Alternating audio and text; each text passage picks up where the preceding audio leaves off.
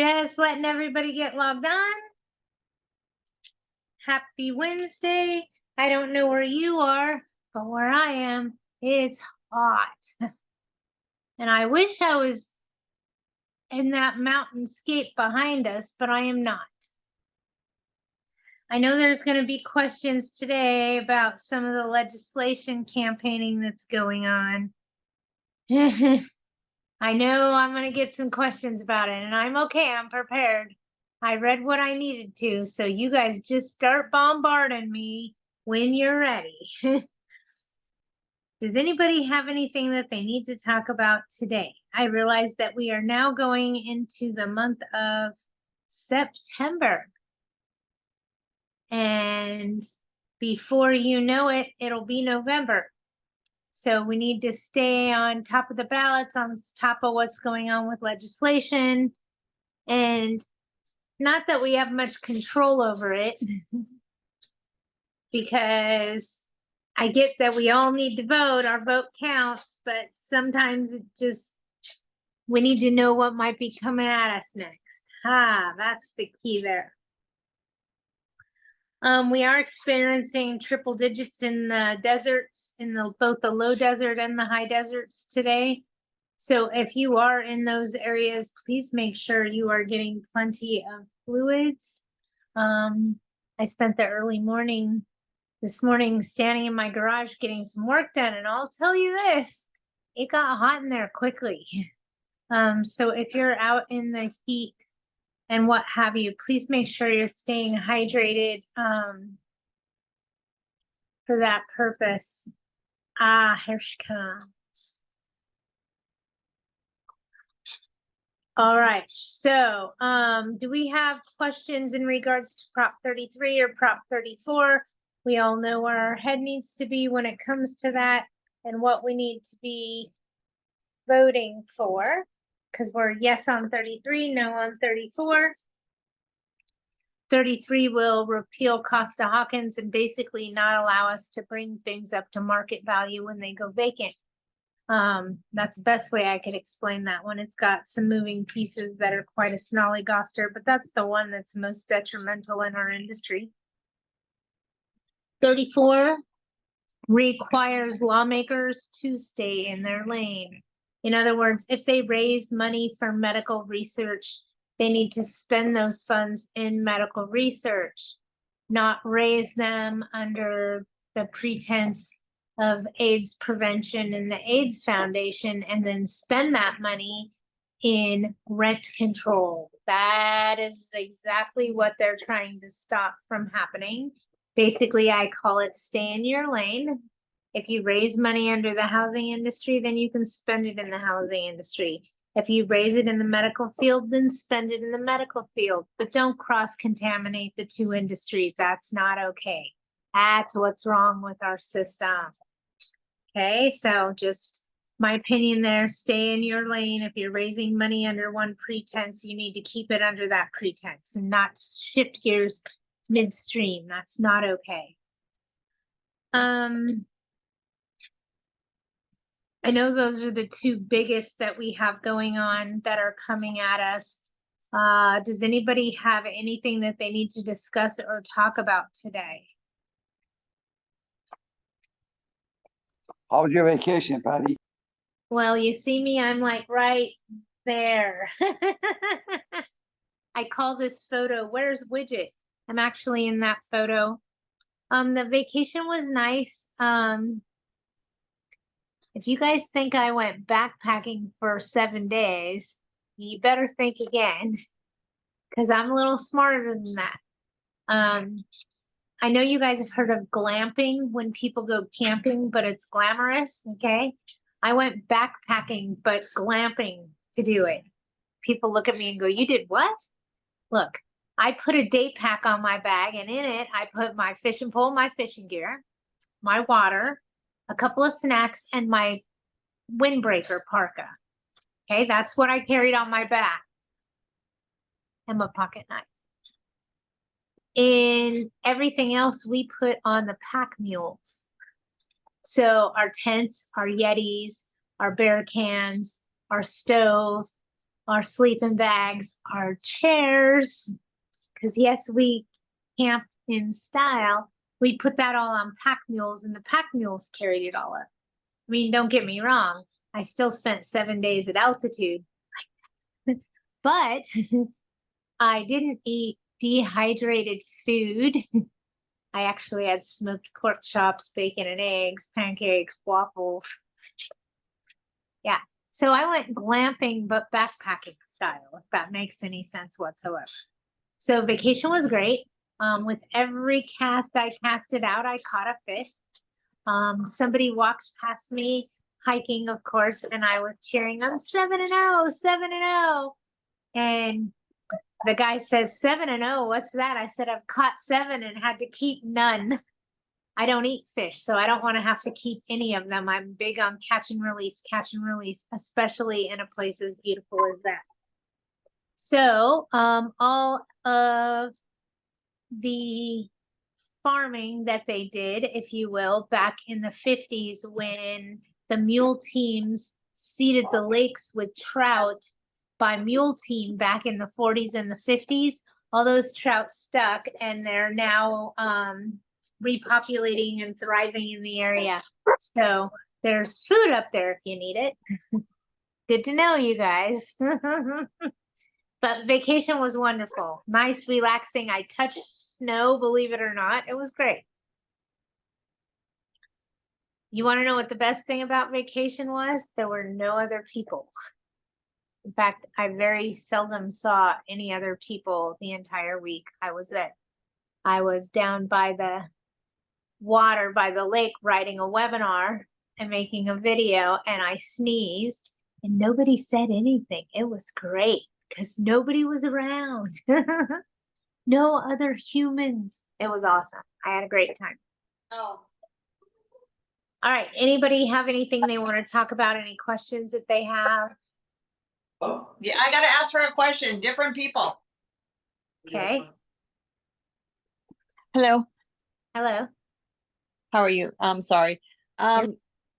I am wondering if you can recommend somebody to do balcony inspections and then the person that does the work afterwards, please. I would contact AGLA, the Apartment Association of Greater Los Angeles. Their Okay. website is aagla.org. I'd ask them to give you a recommendation of who they have under their vendors that do that, because that way you're going to get somebody that's licensed and insured. That way you can be listed as additional insured or interested party. Okay, And they know what they're doing. They've been doing this for a while. Just so everybody knows, if you didn't know, all elevated walkways and balconies need to be inspected on or before January 1st, 2025. So we need to get those appointments booked and get those inspections done. The reason being is a bunch of exchange students fell to their death at a party. So because of that, they're now requiring that all elevated walkways and balconies be inspected and make sure that a structural engineer is actually looking at them to ensure everyone's safety. So I can see the why behind it. They passed this law 4 years ago, 5 years ago. And everybody was like, oh yeah, January 1st, 2025. And I kept saying, it'll be here before you know it. Well, guess what? It's before you know it. It's here. yeah, Hey, it catches up quickly. But I would go with AGLA just because you're going to find a reputable structural engineer. They're going to have business insurance. They're going to be willing to list you as additional insured and interested party. And that's why I say to go with those companies, is they already know what we want to cover your assets. So okay. I would suggest hunting one down through there. Okay, thank you. I appreciate you. And then I have one more question, please. I know that you recommended your insurance guy for property insurance, but and I've called him and I really haven't gotten a response from him. So I'm wondering if anybody else has insurance from anywhere. I had State Farm for 30 years, no claims, and of course they're going out of business. So does anybody have any recommendations? I know you did with Ryan Brewer, but I haven't gotten a call back from him. I don't have anybody else right now that's writing insurance policies in Southern California. And I gotta tell you guys something.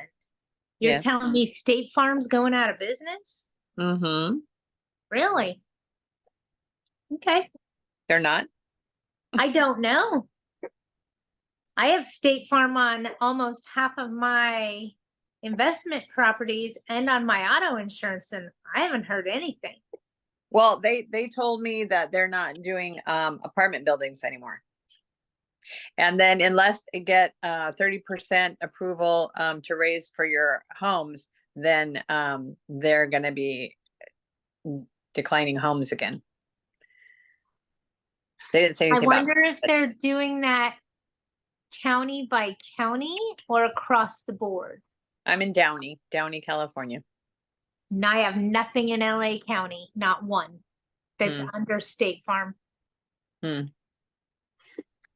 Patty, I have just State got a Farm letter. too. Oh, Oh wait, sorry. look at other people are piping in, Patty. I just got a letter. Okay. I just got a letter and I'm a little late to the meeting because I just got off with my insurance agent because I'm like, is this for real? And she said, yep. She says, but don't worry, don't panic. You know, we're working on getting you a replacement, but your umbrella is going to be canceled as of December 1st, 2024.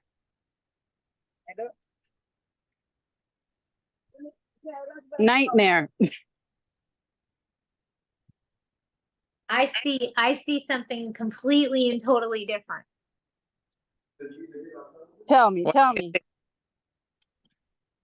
Well, you guys have to understand something. This isn't happening to one of you. This is happening to a lot of you. I think you'll all agree with that. I Right. think we'll all agree with a couple of things here. If I start talking, see, here's Jessica. She has State Farm too and hasn't heard anything. Okay. And there's something funky going on right here in River City, folks. And I don't mean to be a jerk, but hear me out, okay? Mm-hmm. Are all of you people that are having problems in LA County where it's heavily litigated and nobody wants to insure anything? Hmm. Unfortunately, yes, Downey is in LA County. Okay, but what I'm trying to say to you is I don't have that problem in Riverside County or San Bernardino County. In fact, I don't even know what you're talking about. You see what I mean? It's night You're and day. It's night and day. But it leads me to believe something totally different, okay? Okay. We all Discrimin- know. It's about us in LA, right? Say it again. Discrimination in LA County for all us apartment people. Why? Why? I don't know why. Do they Because want of to treat you like the government. state of New York and they want to control the housing industry? I- Absolutely. Okay, I've heard you say that. If you think about it, they're building it by design. If you can't get insurance, you can't raise your rent, and you can't afford to do repairs. Are you going to stay in business there? Mhm. No. No. They're building it intentionally. I hate to tell you that, but I tell people all the time, we're not ostriches. We have to pick our head up out of the sand and look at what's actually going on versus what we're being told. Mm. Can't raise the rents, can't do repairs because I can't afford them, right? Okay. And now I can't get insurance to protect my investment. Why would I stay in that area? Because I have a disability and it's right near my home. So it's easy for me to get to it. But what I'm trying to say to you is understand. it's not me trying to get you out of business, sweetie. Trust me, it is not me. I understand. It's just ludicrous what's happening to some of us, and not happening to others, and that isn't fair. But now I know how tenants feel. Sorry. All right, letting more people in here. Thank you. I appreciate you. No worries. I'd be more than happy to answer any questions that we have today, you guys. It's an open class. And then next week we're actually having subject matter, so watch out. bring your notes. You're gonna want them, okay? We're gonna be discussing probably pitfalls in leasing, because I think that's gonna be the next thing that hits you guys is leasing, re-renting, offering concessions. So because my little blonde brain thinks that's gonna be attacking us soon, I want to teach you a class on it so you're well versed. You see the signs on the wall, and when they start happening, you know exactly what to do because you're reading the writing that's on the wall rather than going, oh my gosh, what are we gonna do? Some of the signs are already there, you guys, and I don't think anybody's gonna disagree with me, but if you do, and it's okay if you disagree with Patty, because this is how I get my information, you guys. Speak up, I need to know. Are you, hold on, let me rephrase that. Does anybody have a waiting list of applicants to get into vacant units in LA County? No. The answer is going to be no all the way across the board, okay? If your answer is yes, wait, Patty, no, I do. I have a waiting list to get into a property in LA County. I just want to know. Okay, so nobody's telling me, yeah, no, I have. You guys, where'd the demand go? Where'd the demand go? We didn't build houses that fast. Where'd the demand go? Okay, with that being said, mark my words, we're going to have to start using some concessions. We don't want to lower base rent because that affects our rental increase amount and all that other garbage, right? So we're going to start doing other things to get our vacant units rented. We may lower deposit amounts. Why? Because it's not our money anyway. Oh, in a perfect world, why not lower some money that's never going to belong to me, right? So we're going to see a lot more concessions coming about. Don't be afraid of them. Be ready for them. So next Wednesday with Widget, we're going to talk about concessions and dealing with a down market and how to give an incentive to your tenant to rent from you without giving away the farm. Oh, makes sense. Okay, we're gonna attack this downfall or this lull, if you will, from a different playing field. We're not lowering rents. We want to keep our rents there. We're gonna offer discounted screening fees. We're gonna offer lower security deposits.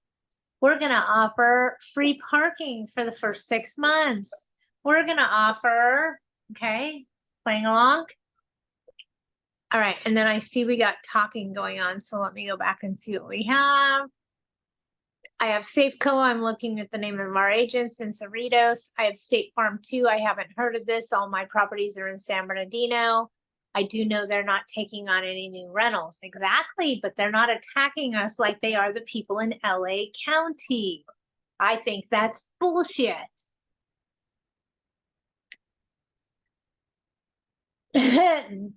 The cat who wrote this? Linda. Love you, Linda. That's perfect. Linda Patterson. The California Insurance Commissioner has no insurance experience. He was a political hire. Got it. Makes total sense. Belsi, I need to know the new requirement laws for applicants. Okay, Belsi, I got to ask you what you're talking about because I'm unsure. So let me know, Belsi. What do you mean? Are you talking about Section 8 applicants where they don't have to have a minimum FICO score and you have to determine their credit worthiness by their ability to pay you? Because I kind of explained that on my criteria under tools on the website.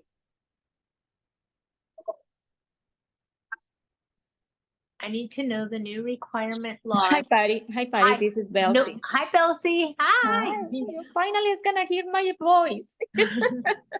Okay, so I was just asking the requirements for anybody. Like I remember last week you were talking about the first come first serve. I don't know if that's like something that we have to be in compliance with first applicants. We have to review them and if they meet the requirements, because right now what we request or require from the applicants is to have a FICO score of 650 plus, income of 3 times the amount of monthly rent, no evictions, no bankruptcies. And I would like to know about Section 8 applicants as well. So you are just telling me that you have everything and the tools in your website? Yes, if you go on, sign in on the website and go under tools in your membership, and it will show you sample criteria. That's what it's called or what you're looking for. Okay, got it, the criteria. Okay, got it. Correct. Okay, Okay. got it. No worries. I hope that helps. Yes, thank you. No worries. All right, anybody else have anything that they want to talk about? Anything that's weighing heavily on your heart at this point? Hi Patty, it's Lorena. Hey girlie, what can I do for you? I have two questions, one easy one and one hard one. Well, hard for me, not for you. Okay, so the first one is, you know, on Section 8, how they can waive the FICO score requirement? Yes. But when they apply, when a Section 8 applicant applies, because I use you know, applications online, and they still pay the $40 screening fee, and we still do the background. Do we still pull their credit even though we can't base ourselves on that? Or do we not pull it and just pull the background? If you see their FICO score, you could be discriminating against their source of income. So I'm not even supposed to be pulling their credit if they request that? Or If they request that you use their credit, then you could potentially go that way. Mhm. The whole thing with Section 8 housing is technically they're not supposed to have credit. They're supposed to be establishing. This is supposed to help them buy a house under the government's terms. Mhm. Okay? Yeah. This is supposed to help them offset their monthly rent expenses so that they can save enough money to buy a house. That's what it was designed for. Okay? Okay. That's why they only allow them to stay on Section 8 for 5 years unless they're disabled. Okay? And Section 8 requires that you do a 1-year contract at Hello. Right. Mhm. If you are not in a city that requires a 1-year contract, then you are only interested in a month-to-month contract and not interested in a term for time. Why do I say that? It's the one way that Section 8 won't take your property. Yeah. You're welcome. So some cities require a 1-year contract. City of Santa Monica, City of RSO, City of blah, blah, blah. So you have to find out what your cities require. If they don't require a 1-year contract, I strongly suggest and highly recommend, if you're trying to avoid the Section 8 process, that you stick to a month-to-month contract because you're not interested in a term for time. Until way they It is figure right now, this out. I'm really interested in Section 8. I'm not trying to avoid Section 8. I understand, but a lot of people out there are. Oh, So okay. I'm using what you're telling me to help educate across the board. In other words, I'm answering your question, but I'm going deep down the rabbit hole for other people that are on here that maybe don't want to ask a question, but they don't want Section 8. They don't want to deal with it. And I'm still not flat on my answer though. Like, okay, so I do want Section 8, okay? So like, if somebody applies for Section 8, I know I usually do month to month, but for Section 8, I'll do year. And then they fill out the application, they pay the screening charge because on my application, it won't let you move forward until you pay, right? Okay. So then am I not supposed to look at their credit, or No, you have to look at their ability to pay you based on their income. So then don't pull the credit. No matter if they say, they don't, like, they don't have to verbally say, I want you not to use my FICO score. It's across the board, we don't use your FICO score. Okay, got it. Okay. That was my first question. Okay. And Now then- comes the hard one. I'm just kidding. For me, I mean, it's a win for you. Okay. I'm just kidding. I have a client who I sent her my management agreement and she didn't want to sign it because her property's in some sort of litigation, and she said that her attorney advised her not to sign a management agreement. So I said, okay, we can't do business anymore. So 'cause I'm not doing any verbals with anybody, DRE and my DRE and also my workman's comp doesn't allow that. So then I'm giving her back her property. It's just one property. It's a she's a bit of a nightmare anyway, so I'm kind of happy to let her go. But as far as giving somebody back their property, what are we supposed to do? Like, what is the checklist of when you're transferring back a property to somebody? I'm gonna write that down. Transferring back a property. Okay, You know what I mean, right? I know exactly what you mean. The first thing you're gonna do is send the tenant a takeover letter.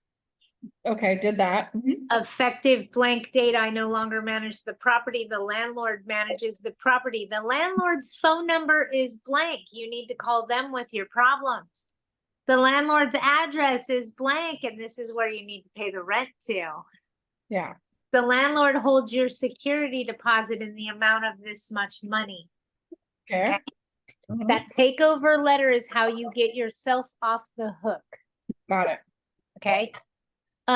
As far as your checklist, you want to return keys and original case files. You keep copies. What is a case file? When I did management, I didn't give the owner any documents on a move-in, on a lease contract, on all the addenda I used, on the communication, unless they asked me for it, Correct. okay?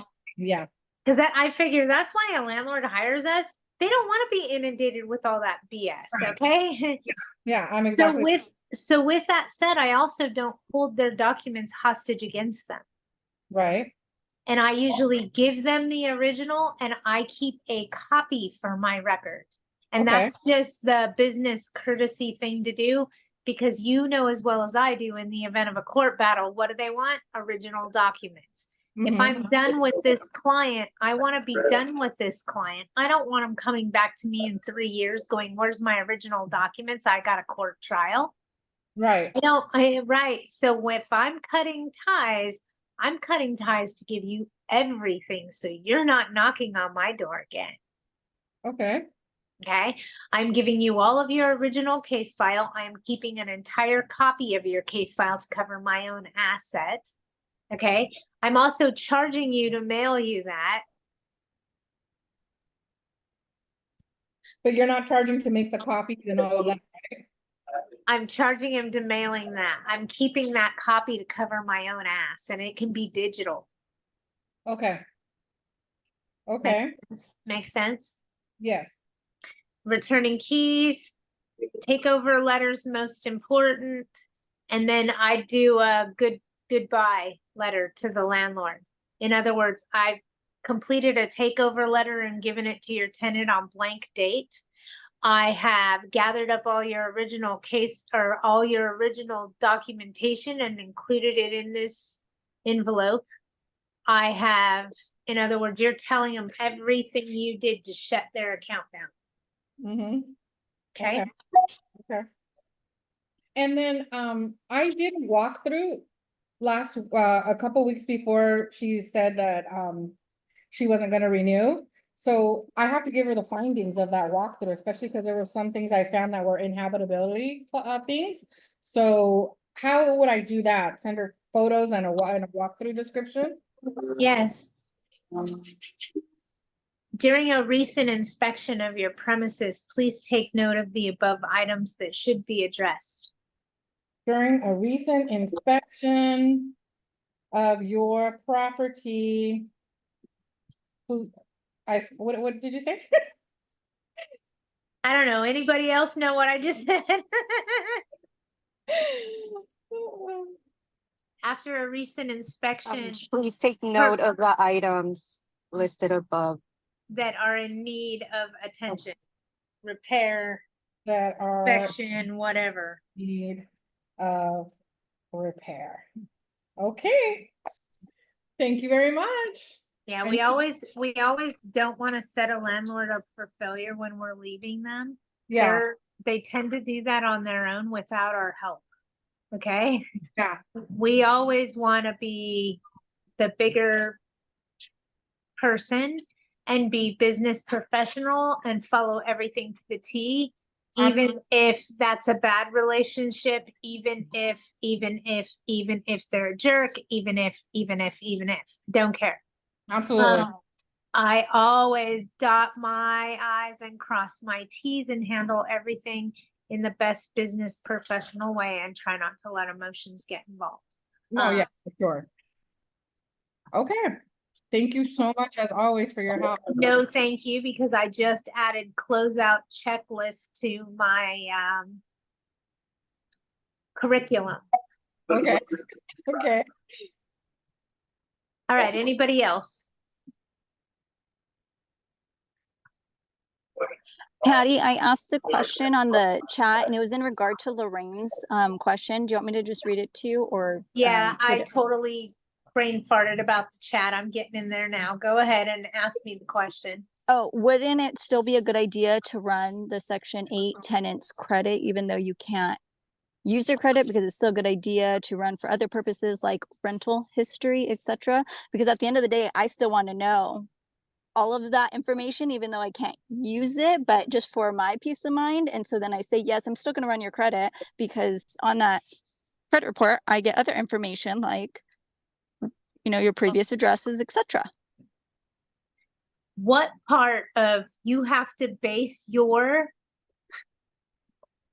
research on their ability to pay and nothing else? I thought that was, okay, I thought that was just for credit, but rental history, they didn't say anything about rental history. No, you have to base their application on what? Their ability to pay you and nothing else. So you can't do, so for Section 8 is exempt from credit and now rental history as well. So just ability You to pay. can pull rental history until you're blue in the face. What is a Section 8? Okay, hang on, guys. Let me help you real quick, okay? Do you know that when you're interviewing an applicant for Section 8, you can interview the worker just like you would interview a landlord? Do you know that you can ask the worker to tell you how many notices are in the case file or what those notices are for?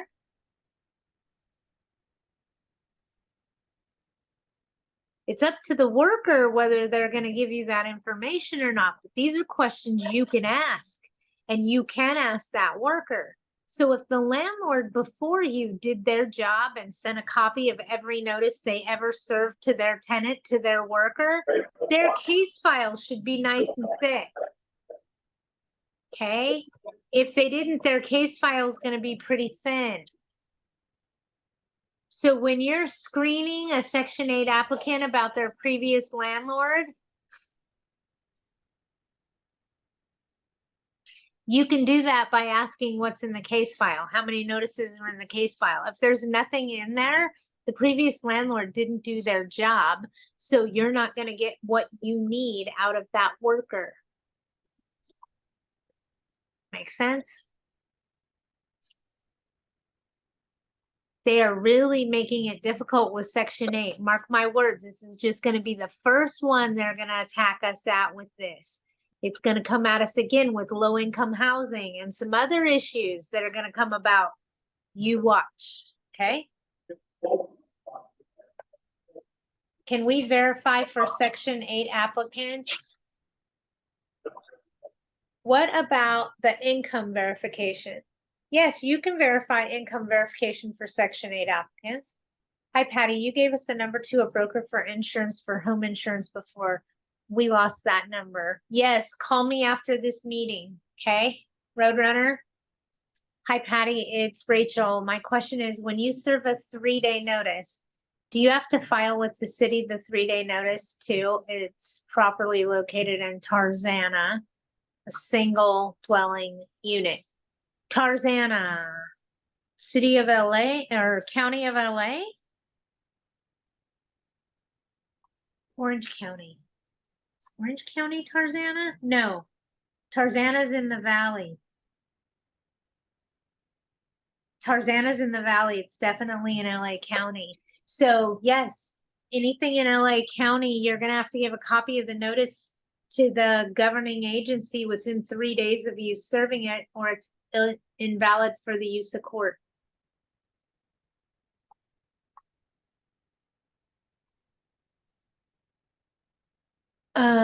Dealing with Section 8, I'm gonna have to call and ask Fair Housing, you guys.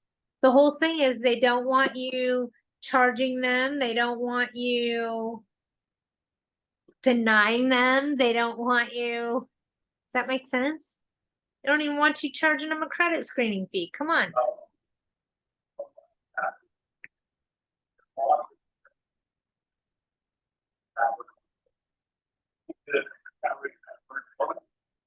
Is somebody trying to ask me a question? Or is it background? I think it's background.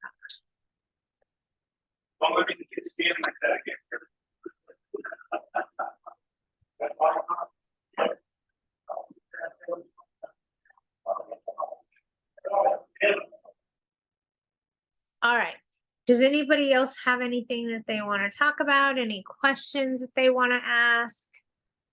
So I'm confused. I'm confused. Are you allowed or not allowed to do credit check on Section 8? Please. Yes or I'm no? going to find, you cannot use a FICO score. You have to adjust your findings based on their ability to pay you. So the answer is no. You cannot do credit check on a Section 8. That's my opinion. I'm going to find out for you and I will have the answer for you by Wednesday. Thank you, Patty. Not a problem, but I say don't do it. It exposes you to too much. So look at it this way, okay? If you do it on their ability to pay, but you run their credit and you know they have a bad credit score and you deny them based on their ability to pay you, but you ran their credit and you know their FICO score, that could be used against you as discriminatory because you knew you had that information. If you don't expose yourself to that, then you can't possibly have discriminated because you didn't expose yourself to it. Make sense?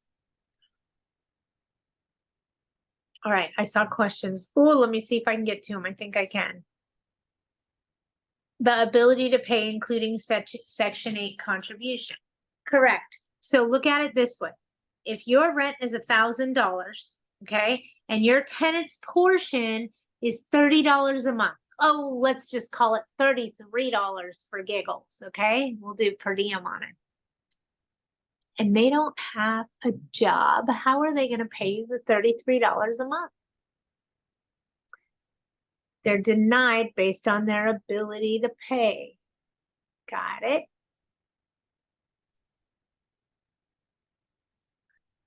If they have a job and they make more than $30 a month, they just provided you their ability to pay.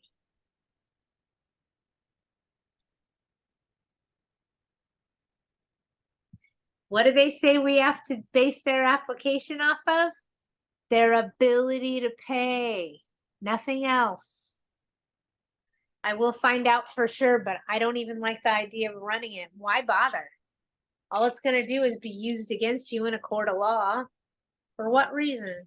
No thanks. I don't want to play. Remember, you guys, I'm going to try to get you to err on the side of caution. I'm going to try to get you to use words that don't get you sued. Like could, should, might, maybe, most likely. Use those words, okay? If you don't use a definite term, you didn't give them a definite answer. Just trying to be helpful. Patty, if you're serving a 3-day notice for past rent, can you include other problems you have with the renter, or should it only be for rent? A 3-day notice to pay rent or quit is for rent only. Okay, so If you put a utility bill on a 3-day notice to pay rent or quit, the notice becomes invalid because you can't put anything on it but rent. No Can- late fees, nothing. can you serve another 3-day notice then for that's not rent, but it's for an unregistered vehicle parked there? Okay, pay attention because I'm going to teach you something right now, okay? Okay, good. A 3-day pay rent or quit is for rent only. No late fees, no broken windows, no non-registered vehicles, only the rent, nothing else. Okay? Yep. A 3-day cure or quit is for everything else. Awesome. So also known as a 3-day curable breach of covenant. They are one in the same document, okay? Tomato, tomato, potato, potato. One's property management slang, one's the legal terminology. So cure or quit is property management slang. 3-day curable breach of covenant is the legal term.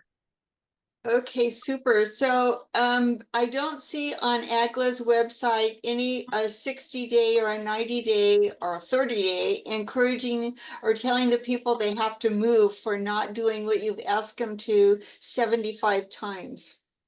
Because they're not gonna allow you to terminate tenancy in LA County without talking to an attorney first. That's what I thought. Okay, well, thank you very much. Can I say something to you out loud? Yes, yes, You want these people out of your house? I do. And for what reason? They have unregistered car parked there. They have crap outside and they block the driveway, which is a driveway for 7 houses. What city is it in? Bellflower, which is an incorporated city in LA County.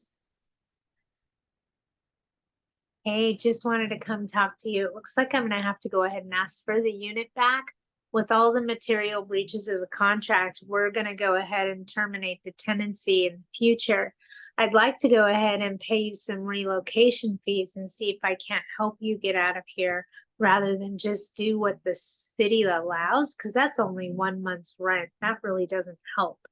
So if you're out of here within the 60-day notice of what I'm giving you, I'd like to give you some extra funds to help you relocate. Let me know if that works for you.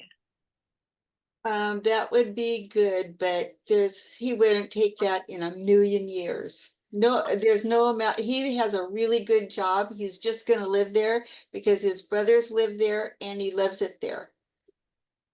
So, yeah, and plus the rent's under market.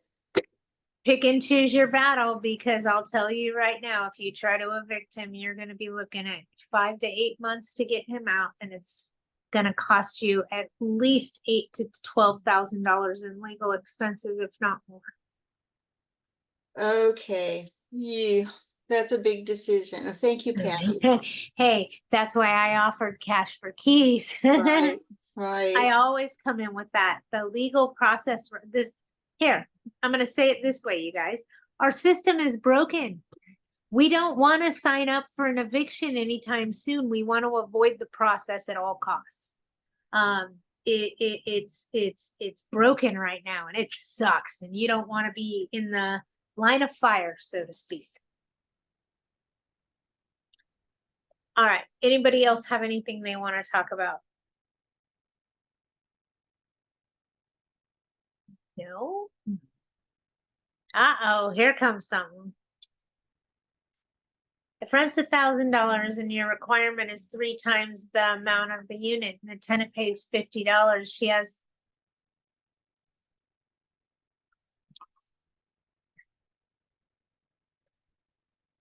Julia.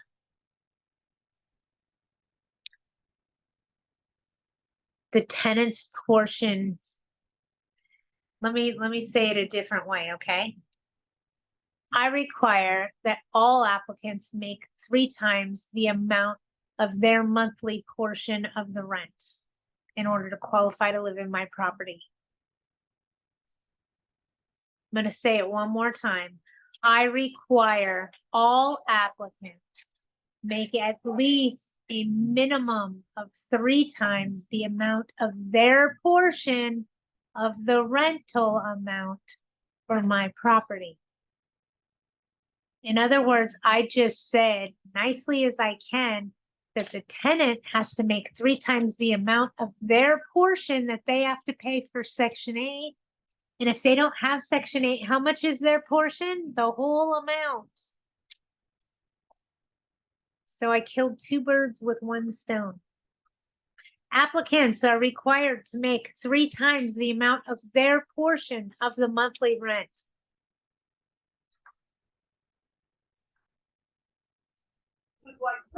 Patty, how does that work then if you've got like a couple and well, married, they'd be protected class, but what if they're not? Then both of them have to make the amount to make the rent? Correct? Or They have to make Unless 3 you- times the amount of their portion of the rent. The reason I keep saying their portion is because if Arlene rents to me, my portion is the whole damn amount of the rent. If Arlene rents to Susie Q that's on Section 8, and nothing against Susie Q, it's just the name I came out with. And excuse me, English Bulldog. She decided to turn around, her butt almost took out the whole camera. Hang on, sorry, we got technical difficulties now. The dog's not helping. Sorry, that was very odd. I apologize. So what you're saying is if the tenant has Section 8 and their portion is $6 a month, they better have a job where they make 3 times the amount of $6 a month or more in order to qualify. Does that help you? Each one or married couple as a whole? Married couple has to be as a whole, they're a protected class. Otherwise, boyfriend and girlfriend individually need to qualify. Example, grandma's moving in and she has Section 8 to cover her, but the brother, the sister, and her dad are moving in and none of them have Section 8. How does that work? That one applicant has to prove to you their ability to pay. Okay? I hope it all makes sense. I don't want to confuse anybody. And do me a favor, if you're still confused when the metal hits the meat and the applicant's standing in front of you, call me.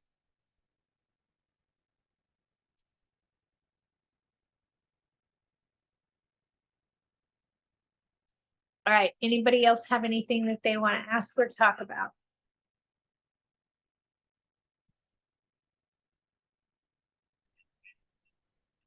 Patty, can I talk to you in this forum about the asbestos situation? Yes, did you want it to be private or is it okay that other people know about the asbestos situation? I think it's a learning experience and I'm trying to guide my friend and maybe people can learn. I agree with you I have a- tenfold. I just wanted to ask first, but give us the base story so they know what you're talking about. I have a friend who's been living in an apartment building in the LA area for 50 years. And they are replacing the roof. And the unit is a loft. And they ripped off the roof. And he came home to the house seeing the sky.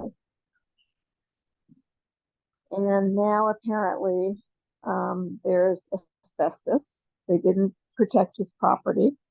He came home to all the ceiling on all his property.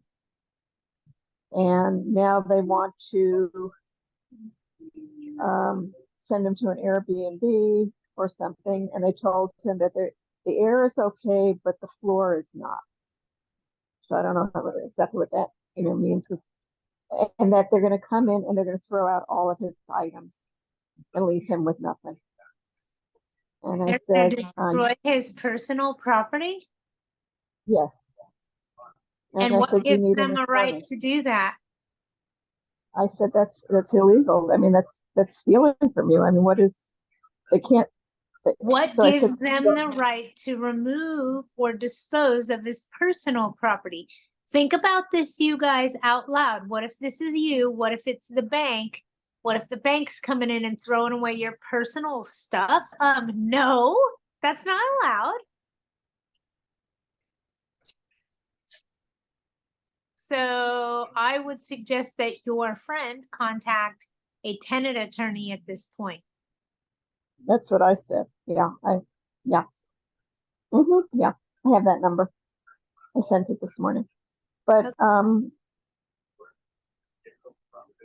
you know, it's impacting his work. It's impacting his mental health. And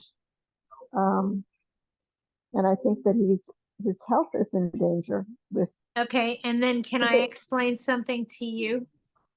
Mhm. The reason they're telling you that asbestos is in the floor is it's either in the tile that's been laminated and they've put flooring over the top of it and it's still there, or it's in the glue that was used for tiles back in the 60s and 70s. They're saying it's in the carpet from the stuff that fell from the ceiling. They didn't have popcorn. There was no popcorn ceiling, but they said whatever the roof was made of or whatever. And they just infected all of his personal belongings through their negligence. Yes. I'd be So she calling said, I'll more give than you tenant attorney. Wouldn't you be calling LAHD and saying it's a habitability issue or something? It is a Or- habitability issue. The roof is missing. Because what they're trying to do is say, well, we'll give you a bigger apartment and charge you the same amount of rent, or you can move into an empty apartment and we'll get a rollaway bed and you can stay there. What about the damage to my personal belongings? They're not willing to talk about that. Is it a requirement for him to have renter's insurance for his personal belongings, or was it an option? I don't know. Pull the contract. You need to know that. It's going to have to be a big difference. Patty, may I say something here? Yes. This that you're talking about, it was done by someone without getting a permit first, because as soon as you ask for permit, the city requires asbestos check before they even start. And this is the law. I mean, 2 or 3 times I did almost similar things. They would not allow me to start doing any work unless the asbestos screening was done to begin with. So that's This number one. this particular unit in question, her friend is the tenant there. Her tenant was not notified of any work that was being done at the property, and he went to work. When he came home from work, the interior ceiling was missing in his house, and he could look up and see the stars. Nobody notified him of that they were replacing the roof. I don't think they realized when they replaced the roof that it was going to impact his unit in the manner that it did. I think that they thought, and this is just me talking out loud, David, so you have a better understanding. I think they thought when they removed the roof, there would be attic space in there with insulation and such. And the reality is there was no insulation. The roof was glued to the other side of the drywall ceiling. So once the roof disappeared, he had nothing. And Okay, I don't think they were prepared for that. Okay, also the contractor involved is liable for this, not someone. Absolutely. But remember, she's asking questions about her friend that's in the property that's a tenant.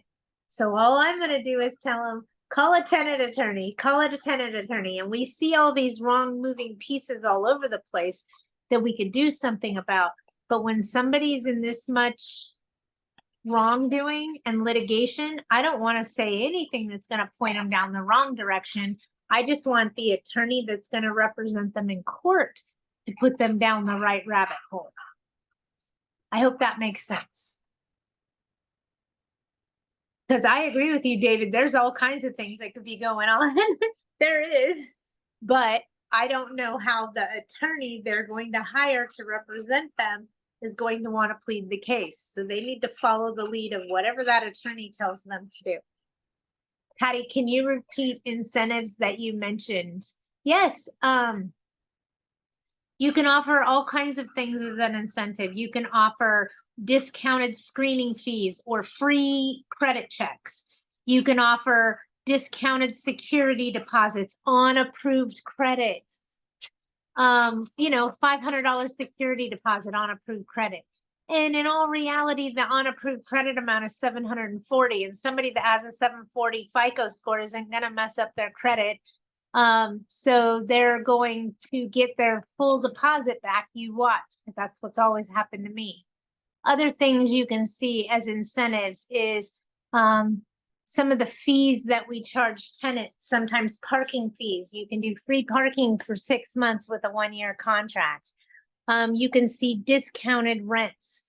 You could see even free rents. So we'll see people becoming more and more creative about things as it switches around. I have no doubt that they're going to start doing here's one. You know those new outlets that they have that's like a plug-in outlet and then it's 2 USB and then another plug? Those USB charging port outlets? That's a nice cheap upgrade for landlords. Why is it a cheap upgrade? Because it only costs you 20 bucks, 16 bucks if you buy them in bulk. If you put them in key areas where you would want to charge your phone, they make a great upsale. Okay. I'm not trying to give away the farm on all the incentives that we see, but there's all kinds of stuff you could offer as an incentive. Some apartment communities charge additional rents for storage lockers. Okay. Free storage locker, half price storage locker. So there's all kinds of things that you can do to do incentives to encourage people to rent from you. If you're having the problem at the moment, here's what I can tell you. Lower the rent by 15 bucks. I know you don't want to mess around with your base rent, but the 15 bucks makes a big deal to somebody that doesn't have it. And it puts you in a different pricing bracket. Instead of it saying 95, it says 80. $14.95. Or you could rent this one for $14.80. Which one are you going to take? Make sense? I get my forms from AGLA. Also, there is AOA. Which one is cheaper? Do you want which one's cheaper or which one gives you more bang for your buck? Because AGLA gives you more bang for your buck. They offer free training courses. I know because I teach for them once a month. I am teaching a class for AOA, I think in November in Buena Park. I got to check on that. Thank you for reminding me.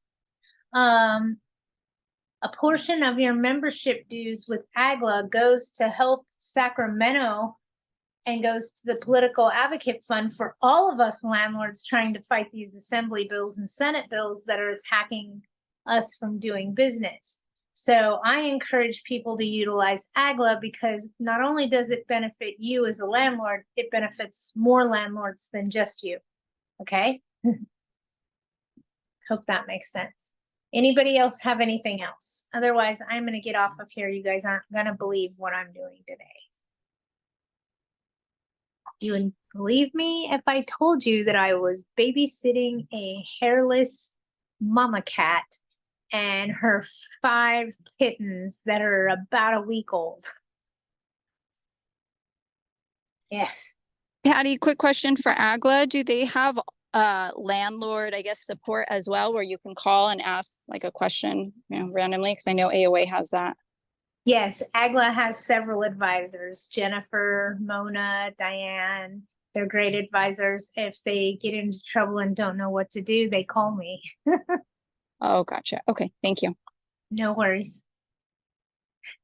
I thought it was funny. Somebody called and they told me their problem, and I listened and I told them my opinion and I laughed. And about an hour later, AOA called me and they're like, "Hey, Patty, I have this member." And they're telling me, and I'm like, "I already talked to them today. Tell them to do it. I already told them to do this." So we laughed and joked about it, how they already asked me first, and now they're calling AOA to ask AOA what to do. And Irma's telling them, Patty says do this. So the next day I get a call from Agla, it's one of their advisors. They got the same member on. Oh, you guys, the dog. The dog did it. It was the dog. I'm sorry. She shifted her butt and knocked down the whole shebang. I apologize. All right, you guys, if you need anything else, you guys let me know. I will be back on here next week. We're going to be doing a little bit of structure as far as leasing incentives and things of that nature to help prepare you for what's happening in the industry. In the meantime, if anybody needs anything, please feel free to hunt me down, give me a call, and I will talk at you all soon, I'm sure. Bye, everybody.